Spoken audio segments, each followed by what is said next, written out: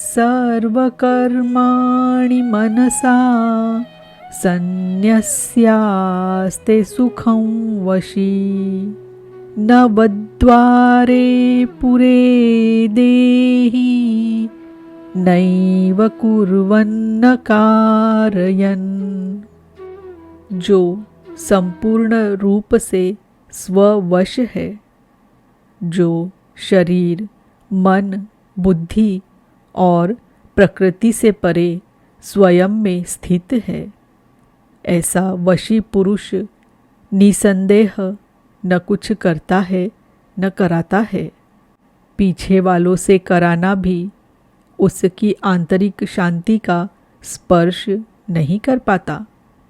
ऐसा स्वरूपस्थ पुरुष शब्दादि विषयों को उपलब्ध कराने वाले 9 द्वारों अर्थात 2 कान, 2 नेत्र, 2 नासिका छिद्र, 1 मुख, उपस्थ एव पायु वाले शरीर रूपी घर में सब कर्मों को मन से त्याग कर स्वरूपानंद में ही स्थित रहता है। यथार्थतः वह न कुछ करता है और न कराता है। इसी को पुनः श्री कृष्ण दूसरे शब्दों में कहते हैं कि वह प्रभु न करता है न कराता है।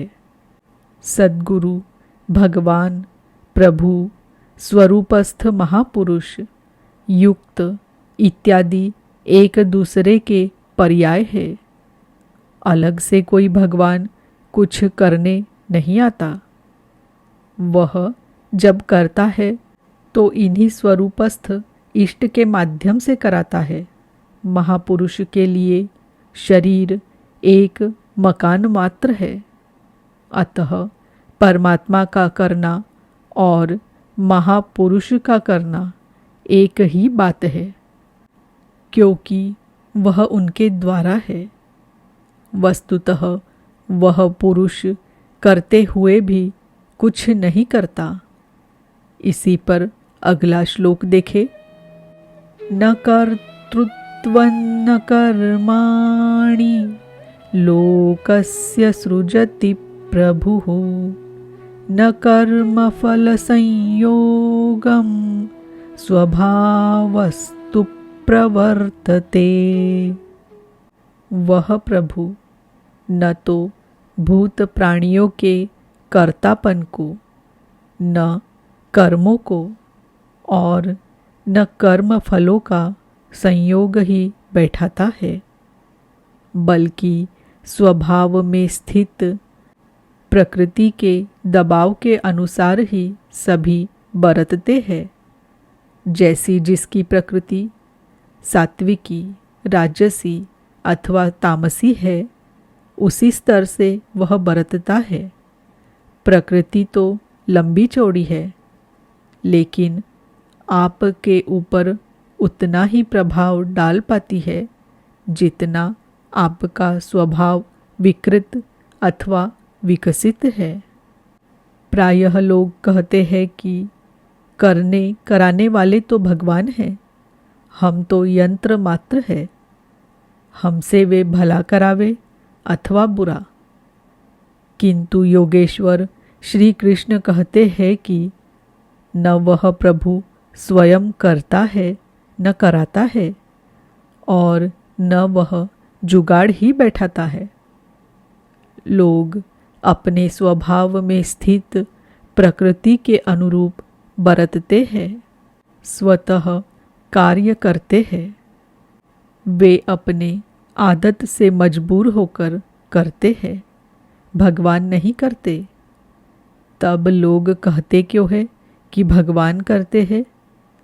इस पर योगेश्वर बताते हैं, नादत्ते कस्यचित् पापं न चैव सुकृतं विभुः अज्ञानेनावृतं ज्ञानं तेन मुह्यन्ति जन्तवः। जिसे अभी प्रभु कहा, उसी को यहाँ विभु कहा गया है, क्योंकि वह संपूर्ण वैभव से संयुक्त है। प्रभुता एवं वैभव से संयुक्त वह परमात्मा न किसी के पाप कर्म को और न किसी के पुण्य कर्मों को ही ग्रहण करता है।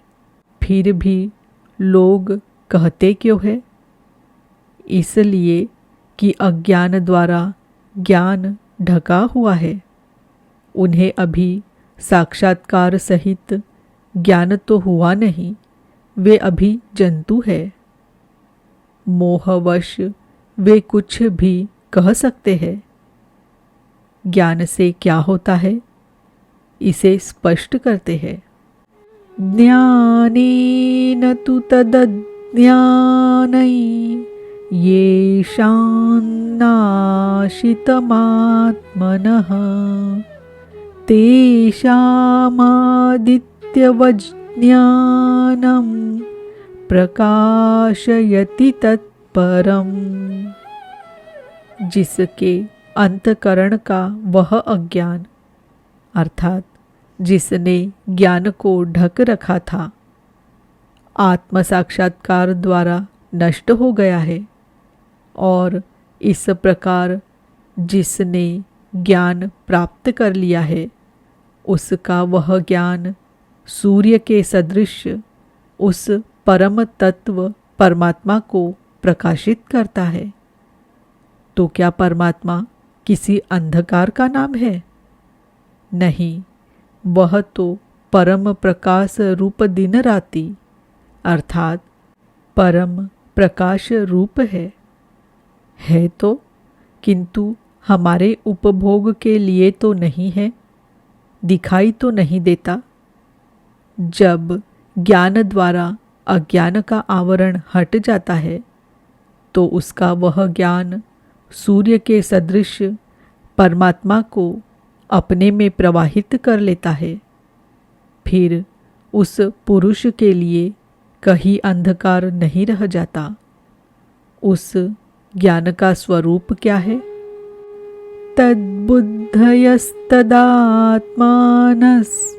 तन्निष्ठास्तत्परायणाः गच्छन्त्य पुनरावृत्ति ज्ञान निर्धूत कल्मषाः। जब उस परम तत्व परमात्मा के अनुरूप बुद्धि हो, तत्व के अनुरूप प्रवाहित मन हो, परम तत्व परमात्मा में एक ही भाव से उसकी रहनी हो और उसी के परायण हो, इसी का नाम ज्ञान है। ज्ञान कोई बकवास या बहस नहीं है। इस ज्ञान द्वारा पाप रहित हुआ पुरुष पुनरागमन रहित परम गति को प्राप्त होता है। परम गति को प्राप्त पूर्ण जानकारी से युक्त पुरुष ही पंडित कहलाते हैं। आगे देखें।